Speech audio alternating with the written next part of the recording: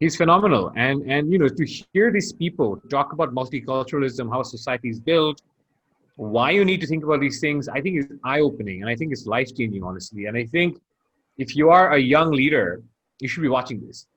It doesn't matter if you want to do a startup and create the next, Tesla or whatever,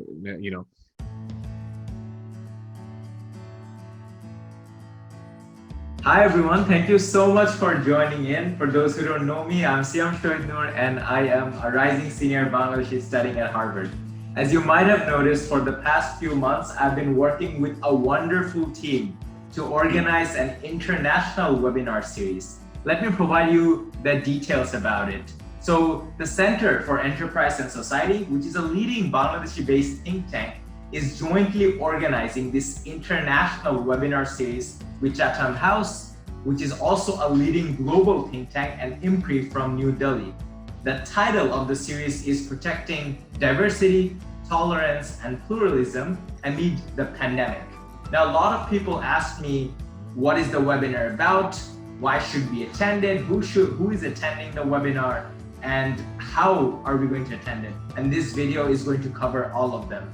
So right now I have with me the wonderful team at CES who's helping me organize this webinar. They are the people behind this. So let's introduce them. The team, why don't you introduce yourself one by one? Sure. Hello everyone, I'm Lumbini Borua. I'm working as a research associate at Center for Enterprise and Society. Hi, this is Olior. I'm working as a research associate at the CES and working for research and communications activities. Hello everyone, this is Sharjah Ibrahim and I am the coordinator of conferences and training at Center for Enterprise and Society. Thank you so much for introducing yourself. We'll try to keep the video short and brief and to the point. So first, since the team has already introduced yourself, let's talk about what will the webinar be about. Can anyone speak to that? Okay, the webinar is titled Protecting Diversity, Tolerance and Pluralism Amid the Pandemic. It will be a webinar series and it will have 3 individual webinars. The first one will be the role of education in promoting diversity, tolerance and pluralism. The second one will be with the civil society organizations, what role they can play in promoting these issues. And third one will be with the youth leaders. What can our youth society, our youth community can do in promoting these issues in our society. This webinar is focused at creating awareness at the foremost, because these issues are relevant to each and every one of us who are in the society, who are troubled that the peace, the tolerance among us are decreasing day by day. So we would like to create awareness about that, how we can be more tolerant, how we can approach this, how we can form collaborations or platforms to create awareness about this.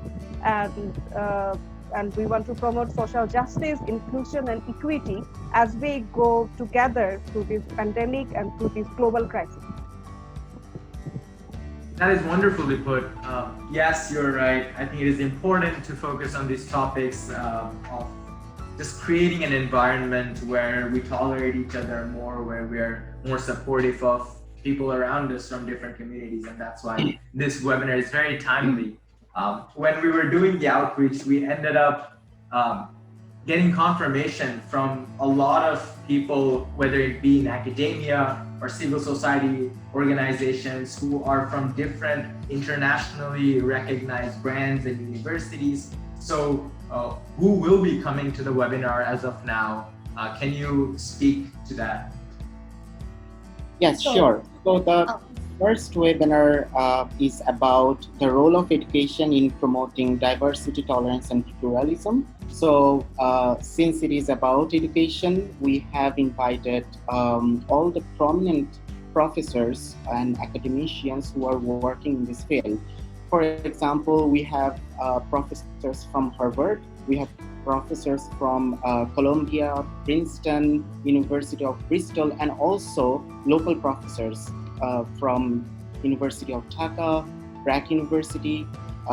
We have also Dr. Tariq Modud, who's considered one of the legends in this field. And for the second webinar, we'll have civil society organizations who will have representation from the embassies. We have representations from the journalists and many more. And about the third webinar, we'll have youth leaders, both national and international, who will be talking about their experiences while working on these issues, what they face, what they want to do in the future, and they will bring their insights into these webinars. Wow, that looks like all the discussions that we'll have are going to be very interesting. I'm definitely excited about the webinar. It was nice that we got to bring all of these people under the same umbrella. So kudos to all of you who worked their heart and soul to make this happen. The next question that I have is, I'll ask Sharjah for now, since she hasn't had the opportunity to speak. Who should attend the webinar?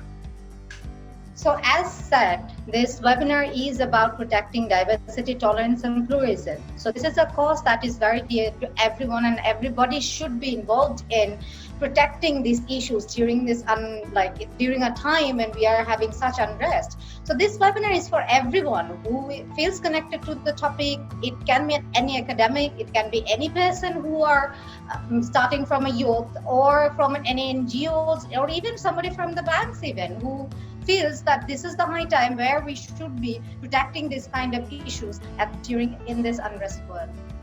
Can you speak as to what they're going to get out of the webinar that they wouldn't get elsewhere?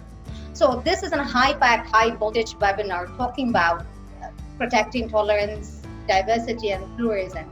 So this should be a great opportunity for a lot of people who can come together, who can join this webinar and get to know about this topic via one single webinar, for which might have taken like 3 different webinars to conduct issues like this, or to talk about issues like this.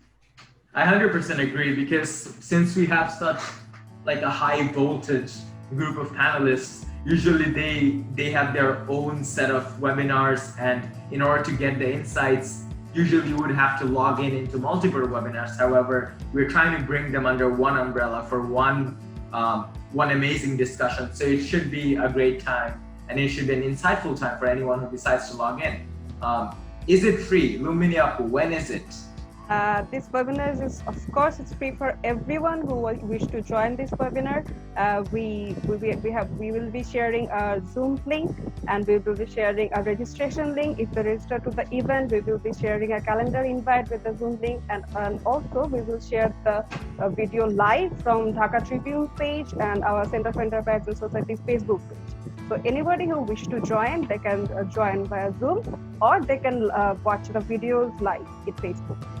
Perfect. So it seems the webinar has a very strong coverage. We'll provide the registration link in the comments below. At the same time, it will be broadcasted live via the page of Dhaka Tribune, our own very page, for the page of ULAB and CES. So you shouldn't miss it. And if you register, you'll also get the Zoom link through which you can join. So right now we have the director of CES, Sajida Mitsar, who has joined us. Sajida Mitsar, could you speak more to your role in this, and why should anyone attend the webinar? I know you'll be moderating the sessions, why you have particularly chosen to do this, and why any student or young professional out there could benefit from this initiative. Sure. Thanks, Seeam. Thanks for the opportunity to talk about this webinar to your audience. I think, এখানে একটু যদি context বা history বলি, we have been working on these topics for 4 to 5 years now. Me personally for much longer. So this is, what is this topic? This topic is about diversity, tolerance, and pluralism. তিনটা খুব বড় বড় শব্দ। এখানে সবচেয়ে বড় ইম্পর্টেন্সটা হচ্ছে আসলে সবচেয়ে কঠিন শব্দটাই, pluralism. So, আমরা তো বাংলাদেশে basic কাঠামো in terms of, how the way it's organized culturally and socially আমরা জানি. We call ourselves a secular country, we're tolerant of minorities, ইত্যাদি. But then we've had our share of troubles in our history, in a short history. And it's not just us, of course. It's India has had its share of troubles. Of course, Pakistan, the US even. So the idea is, something that we care about, right? And I guess what you have to understand is, what does our center do? So our center is an interesting hybrid, because in a certain sense, we are a business research center, because we call ourselves the Center for Enterprise of Society. If you look at our publications, our newspaper articles, and our events, if you follow our page, for instance, you're going to see a lot of events on fintech, on startups, on entrepreneurship. And Seeam, I've also worked with you on some of these things. So while we have that, we think that is not a sufficient equilibrium for any center producing new knowledge and disseminating knowledge.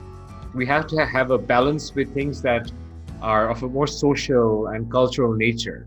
And this helps because I think research should be interdisciplinary by definition.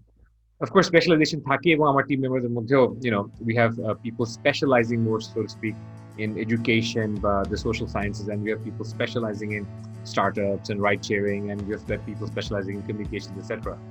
So, but beyond all that, I think it's an effort in our part to balance our business research and programming with social research and programming. ULAB, in its vision and mission, one of its core values is, pluralism and promotion of tolerance. So it is, in a certain sense, part of ULAB's founding vision. So আমরা যেটা করছি আমাদের সেন্টারের মাধ্যমে, we're trying to actualize this vision. We're trying to carry forward this vision, manifest it in let's say through curriculum, through a lot of student activities, through our club activities.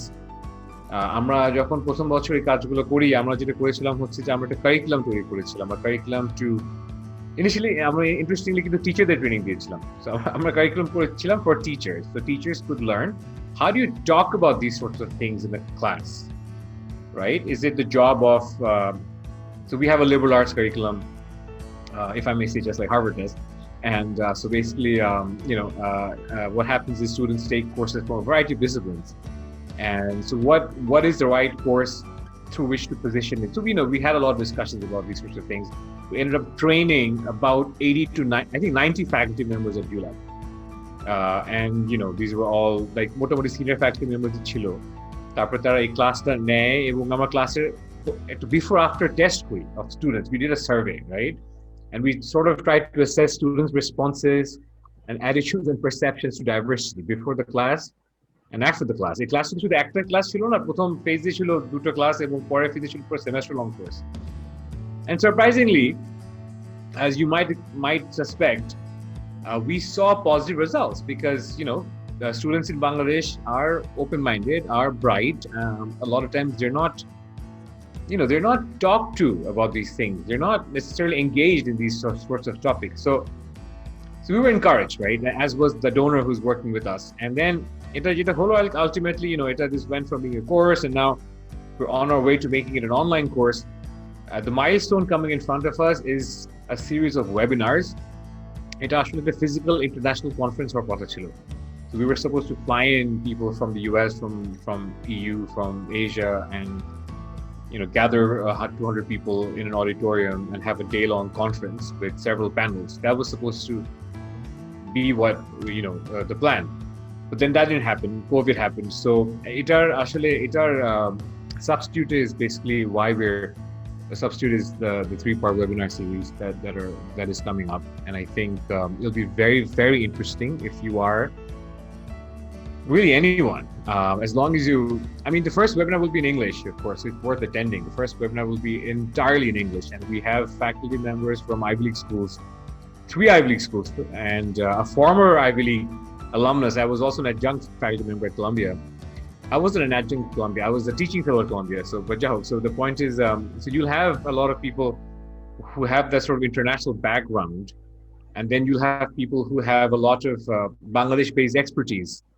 So we have people like Professor Imtiaz, whom you might know. He's the founder and director of Center for Genocide Studies, which I think is the most visible research center in Dhaka University. So, having someone of his stature, and then someone, let's say, like Professor Francis Clooney from the Harvard Divinity School, and then we also interestingly have who I think is the preeminent expert in topics of British multiculturalism. His name is Professor Tariq Madood, And incidentally, I'm one at a course at Columbia. He was a guest lecturer in the course. He's phenomenal. And to hear these people talk about multiculturalism, how society is built, why you need to think about these things, I think is eye-opening, and I think it's life-changing, honestly. And I think if you are a young leader, you should be watching this. It doesn't matter if you want to do a startup and create the next, Tesla or whatever, or the next Facebook. I mean, you have to understand people, right? In order to build a team or build a community. So, and you can't get that far, I think, if you don't have diversity. So I think whether it's diversity of ideas or diversity in your team. So, এই জিনিসগুলো আসলে theoretically বোঝা খুব জরুরি, practice বোঝা জরুরি, and I think these seminars will cover a healthy balance of both theory and practice. So highly recommended for all of you who might be interested in diversity or how societies work or leadership or how Bangladesh works or the challenges we are facing because of COVID and how COVID is perhaps exacerbating the fault lines of race, gender, ethnicity, culture, religion. Yeah, I mean, of course I can go on and on, but I probably shouldn't. Thank you so much for providing the context and motivation as to why students or youth leaders should watch it. As I've mentioned before, I will be providing the dates to the specific webinars in the comment section and the description down below. There will also be the registration link, which will make your task much easier. You just register and the team will remind you with all the updates you need to stay updated. But thank you so much for being here. It was a wonderful discussion. And if you have any more questions about the webinar, please feel free to ask in the comment section below, and I will try my absolute best to answer them. Thank you.